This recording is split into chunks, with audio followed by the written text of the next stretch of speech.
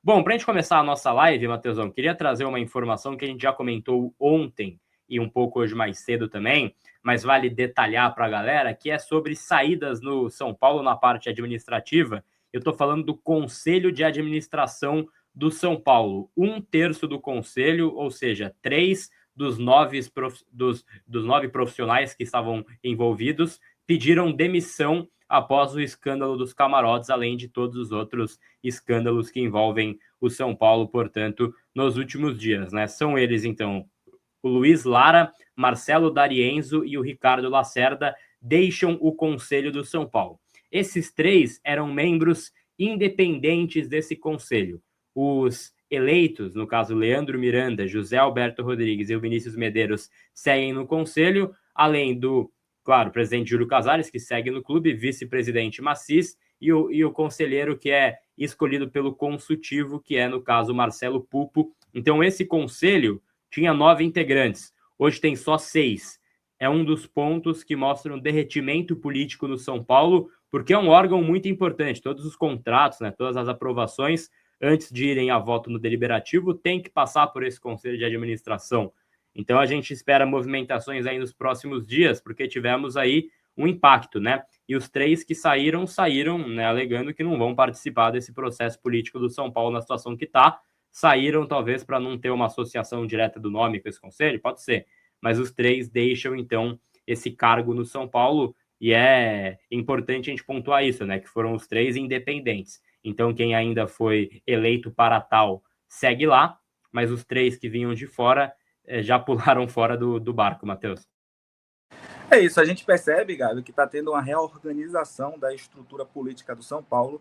Algumas pessoas estão saindo, outras estão sendo saídas do clube. A gente viu nos últimos dias que, além da sexta-feira, quando alguns profissionais foram demitidos, houve a renúncia ontem de Mara, a renúncia também de Douglas e a saída desses 3 do Conselho de Administração, que, como você bem frisou, é um órgão muito importante no São Paulo, o que demonstra a fragilidade da atual gestão do São Paulo com relação à situação, o que demonstra também que no São Paulo, apesar dos pesares, está havendo alguma movimentação para, quem sabe, até haver algum tipo de votação pelo afastamento de Casares ou uma organização da própria oposição para que, no ano de 2026, eles possam bater de frente com a situação, Gabi.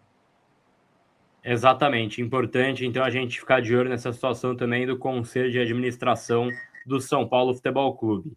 E aí, Matheus, quando a gente fala das esferas importantes, né, de posicionamento e também pessoas que a gente espera um posicionamento, hoje mais cedo tivemos uma carta publicada pela Torcida Independente, principal torcida organizada do São Paulo, publicou uma carta nas redes sociais, né, com um comunicado / posicionamento com relação ao escândalo, né, dos camarotes aí do São Paulo Futebol Clube. E aí vou pedir a gentileza para o professor Matheus, que certamente pede para seus alunos lerem em sala de aula, ler essa carta aberta aí da torcida sobre o atual cenário do São Paulo, Matheusão.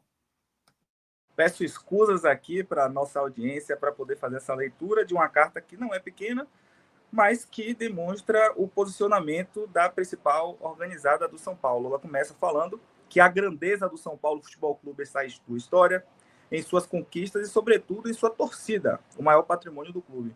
A torcida independente faz parte dessa história e, queiram ou não, é voz ativa na arquibancada. A verdade é simples e inegável. Todos os são paulinos, sem distinção, estão indignados com o rumo que o São Paulo tomou. Se o clube ainda não sofreu um revés ainda maior, isso se deve exclusivamente à sua torcida, que nunca abandonou, que apoiou nas horas boas e principalmente nas piores.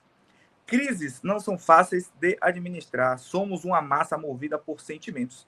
Há quem apoie, há quem proteste de todas as formas. Historicamente, quem paga a conta sempre é a torcida.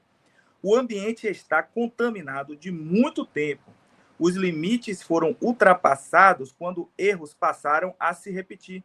Quando os mesmos nomes continuam circulando no Morumbi como hienas, sugando a grandeza do São Paulo, sempre com o mesmo roteiro, oportunismo, conversa fiada e desculpas esfarrapadas.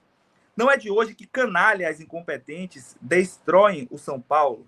É Jack voltando, é escândalo de ingressos de shows que se repetem, mulher de presidente arrumando truque no clube, é sapatênis sem nenhum compromisso da direção de futebol, passando porco e Rui Costa Grêmio.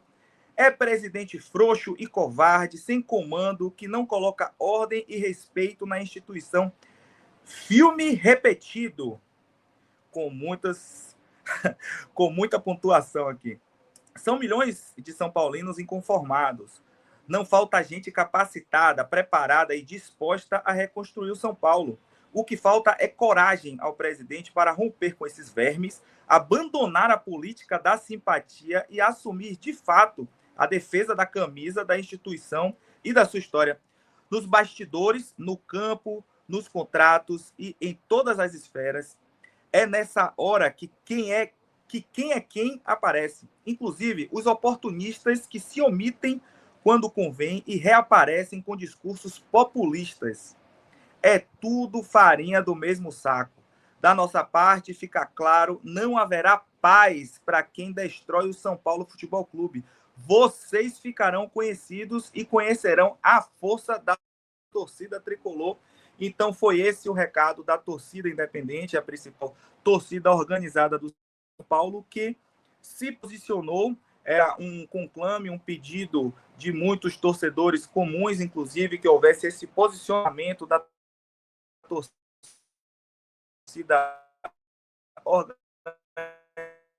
organizada, nas áreas de tampeamento em suas redes sociais, mas era, de fato, uma necessidade do posicionamento da torcida, uma vez que ele representa a organização da massa do clube.